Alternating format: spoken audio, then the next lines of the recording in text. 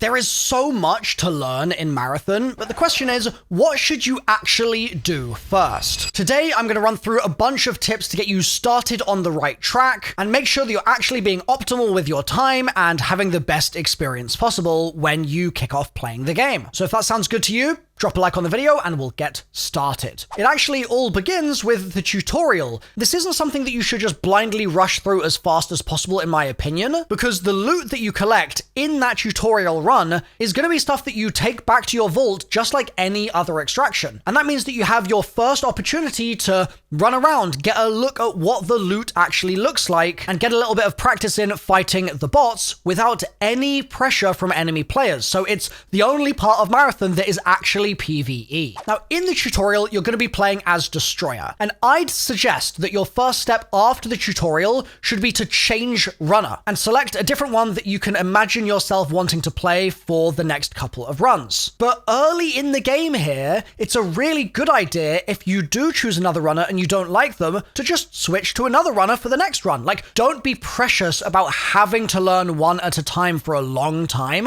because you're at the beginning of your experience. So experiment and use the actual experience to dictate which runners you really like playing yourself. Also, the good news is most of the progress you make, apart from cores, is going to be consistent across all runners, so you don't have to stress too much about making the right choice really early. Now, when you get your runner selected and when you start loading into real runs, your next step is going to be starting to work through priority contracts. The first one is the Cyber Acme faction, and doing that is going to unlock you an extra bunch of rewards in your menu, and you can also then unlock liaison contracts with Cyber Acme, and these will unlock the other factions. This is something I really strongly recommend you prioritize early on. You should just hit all of the liaison contracts you have available to you, and that's because different factions get leveled up by doing different things. So just doing regular runs and extracting will get you SciAc faction progress,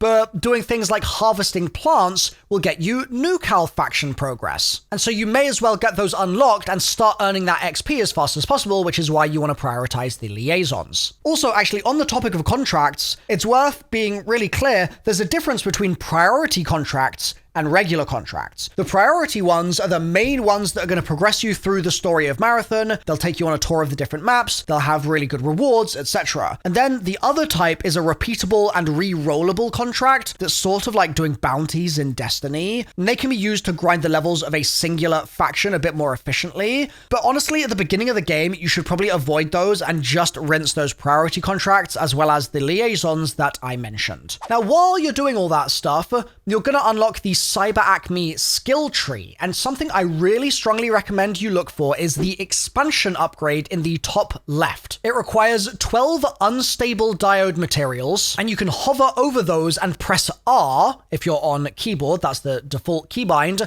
to track salvage, and that will mean that those items will be highlighted with a little green eyeball marker whenever you find them in game. It also means that the locations that contain those pieces of loot will also get a little green icon on them. So if you're running around in perimeter and you see a POI has a green eye on it, that means that your tracked loot could be found in that area. Now, it's not just unstable diodes that you want to pay attention to in the early game. You actually want to really try to make sure that you're constantly extracting with a good number of those white materials, but they're the specific ones that are used for upgrades, not just for money. So you should be looking for unstable diodes, unstable lead, unstable gunmetal, unstable biomass, and unstable jumecton. I forgot the name of it, but it's on screen right now. And so what I'd suggest you do is you hover over all of these in the different faction skill trees, and you just find them in there, and you mark all of them. You can do that. There's nothing that's going to stop you from marking them all, and then you can really make sure that you're getting plenty of them in all of your early and mid-game runs. Now, alongside that, while we're talking about the skill tree, there are a few other little upgrades that I really strongly recommend you prioritize or you think about over the course of your first couple of hours playing. If we start off with SciAc, I think the heat capacity option is a really great one to target. Scavenger increases the speed of looting also, which means the items reveal themselves faster, which is really lovely to have. And I also like getting Nucaloric's Safeguard and Restore, which grant free daily shield charges and patch kits from the armory. And that means that you just have to worry a little bit less about constantly buying those and losing all your credits. And then I also like the melee damage upgrade that you can get from Arachne, because that is going to mean that you can one-hit the weak bots with your melee, which is really, really nice. It's a big quality of life improvement. And I also quite like tactical recovery on SecGen, and Mida has some pretty good ones as well, actually. There's an agility upgrade, which is going to be really nice if you're having trouble with heat,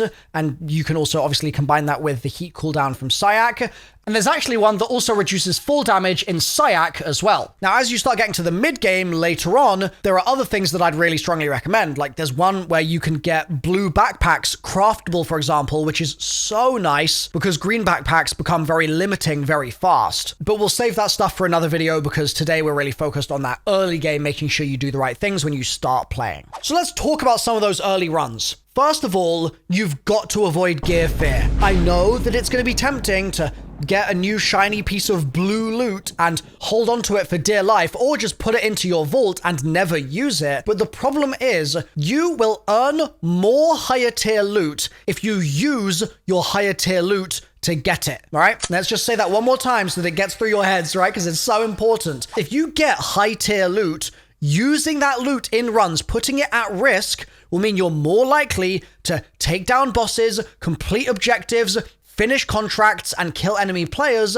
and you're therefore more likely to get better loot than you even already have. You're in the early game at the end of the day, and so you should be pretty carefree and just gunning to try and use all your best stuff, in my opinion, in order to get you through those runs. So don't let gear fear control you. Next, use your knife on UESC enemies to break their shield, and also to use less ammo when you're running low on ammo in the start of the game, and make less noise. You can use your knife on ticks and things like that as well, and that will help you avoid being spotted by enemy players by making too much of a racket. Also, early on, make use of those free sponsored kits while you've got them, but if you have the option to use more powerful stuff, like I mentioned with the gear fair, then absolutely do so. But yeah, when you're early, you may as well use those free kits. Why not? Then when you start moving around the world and you start looting, I know it can feel pretty overwhelming at first. I know it can, but there are three main types of gear to loot. One is actual gear that's equipable to your character. One is valuables, and the other is salvage. Valuables is just stuff that is going to ultimately give you money when you exfil. Salvage is things that are used for upgrades and stuff like that. And then gear, like I said, is the equipable stuff. Now, the nice thing about some of the salvage early on is that it all stacks in one slot, so it doesn't take a huge amount of backpack space. And I think early, you're going to get a decent amount of money from doing contracts anyway, so I wouldn't worry too much about constantly trying to only extract with loads and loads of valuables.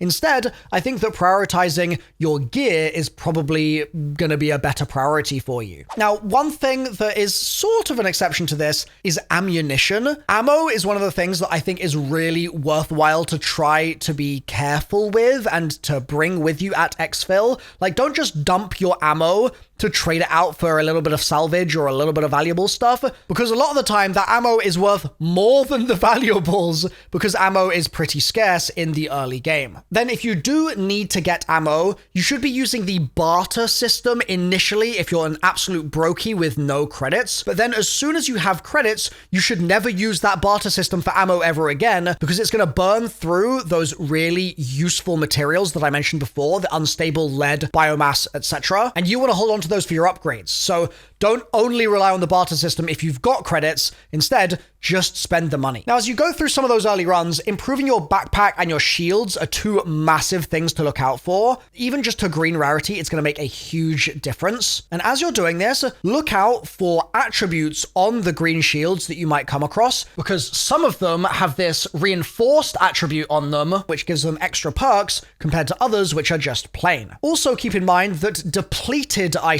items, so that'll be depleted health packs, depleted shield cells, stuff like that, will be auto-sold at the end of a run. So don't try and bring those out with you, and instead use that backpack space for more valuable items. Now, you might think if I'm suggesting, oh yeah, you should be getting kind of some of these materials and stuff like that you should just do a bunch of Rook runs. But I do not think you should. So let me explain what Rook's purpose is, and then I'll explain why I think you should avoid Rook to begin with. So Rook is a solo-only scav-style shell and can be a bit of a blessing and a curse, right? On the one hand, amazing. You can load in without risking any of your gear, but then the downside is you can't do contracts, right? And you're very limited in what you're actually bringing into the run. You also spawn in late, and you're forced to be solo. And at the beginning of the game, you don't have any of the Rook upgrades that you can get later that make those Rook runs a little bit more sensible. And as a result, I think that at the beginning, you should just be getting regular runs in. Even if you're just running Assassin in a solo or running a Thief in a solo and trying to be sneaky and grab some stuff and get out as if you're playing a Rook run, you're still better off just queuing into a solos lobby rather than trying to do a Rook lobby, ending up amongst a bunch of trio teams and having a really tough time and not even making contract progress. Like,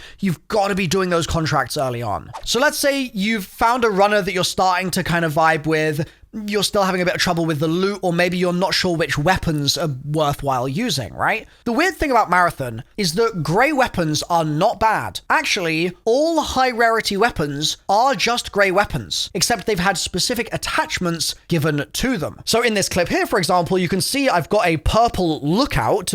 I'm going to strip all of the attachments off it one by one. Those are just going to go into my vault, and that's going to lower the rarity of the weapon all the way down to grey. And then I have a choice. I could either put attachments back on there and build it back up to be whatever rarity I choose, or I could put those attachments on other weapons and make those higher rarity and just prioritize using those instead. Now, something to look out for the double barrel shotgun specifically is the overflow chip mod, and that allows it to become a triple barrel shotgun, which is insane, and that works even at grey rarity, so that's worth looking out for. I'd also say the sniper and BR-33 volley are two strong picks as well. I think prioritizing picking up those off the ground is a good idea, but really it comes down to what is best in your hands, and it also comes down to which map you intend to play a lot of. Like, if you're doing a lot of Dire Marsh, for example, there's quite a lot of long sightlines on that map. Whereas if you're planning to load into Outpost as soon as you possibly can,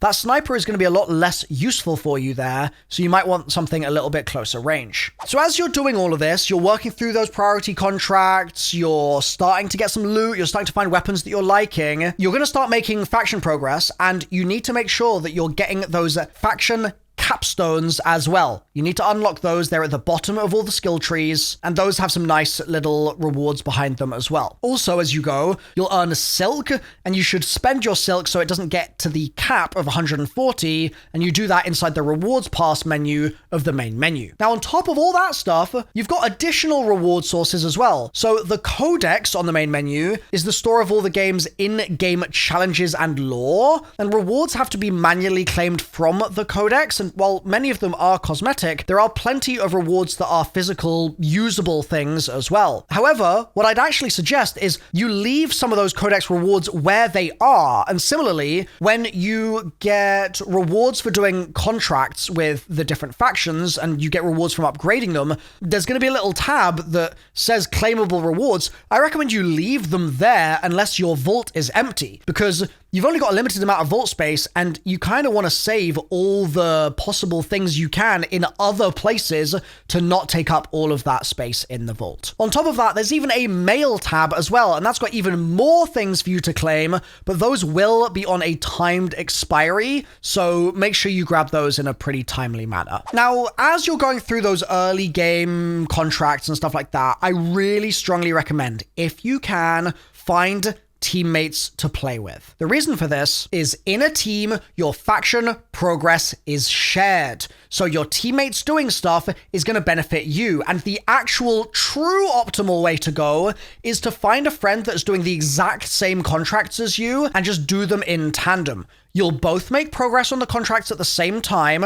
It's going to make your life so much easier, and it's going to mean that you're both going to get lots of faction progression. So playing in a team, if you can find a way to make that happen, is really worthwhile. One of the ways that you could do that is hop in one of my streams sometime. On twitch.tv/MrRoflWaffles, there's such a wonderful community of people playing this game, all working together to try and get looted up and do cool stuff. And so you could find some new friends there potentially. But also, if you wanted, you could try to just meet some people on Prox chat. I mean, they're playing the game just like you are, and if you're queuing into solo lobbies, you might as well have a little chat with some people at some points, and you never know, you might make a friend. Now, in terms of the general flow from true beginner through to getting towards some of those endgame maps, I'd say you should do the priority contracts until they start pointing you to Outpost. And then you should do all the other priority contracts that still allow you to stay on perimeter and Dire Marsh, again, until they point you towards Outpost. Only when you've done basically all the priority contracts elsewhere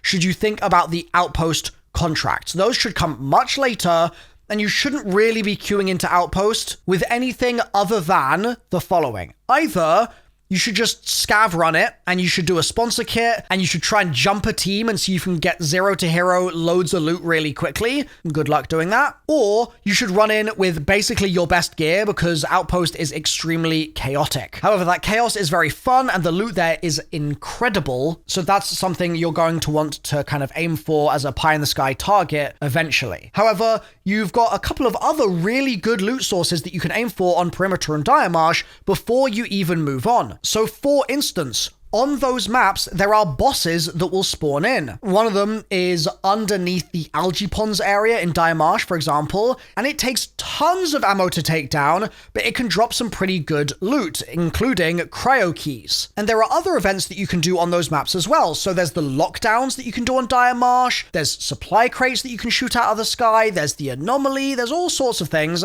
and these are really worth doing because you can not only get pretty good loot for your gear, but you can also potentially get keys from these, and those keys can open some of the locked doors you can find around the different maps. Another thing that you might find on some of the bodies of these bots or these bosses or other players is schematics, and these are going to mean that you can craft things through an alternate path to just getting them from the game's main faction upgrades, and so if you get schemas, they're also really worth trying to make sure you extract with as well. Now, for all this stuff, if you're just having a tough time, you're dying too much, you're still a bit overwhelmed, I've got a list of things here that the game doesn't tell you, which I really recommend you watch because it's going to explain a lot of stuff that you might be accidentally making mistakes with at the start of your game. And if you watch that video, it will help you prevent yourself from making those errors. So that video is linked on screen right now. If you click through, it'll hopefully seal the deal and you'll have gone from a beginner player to a much more intermediate or expert player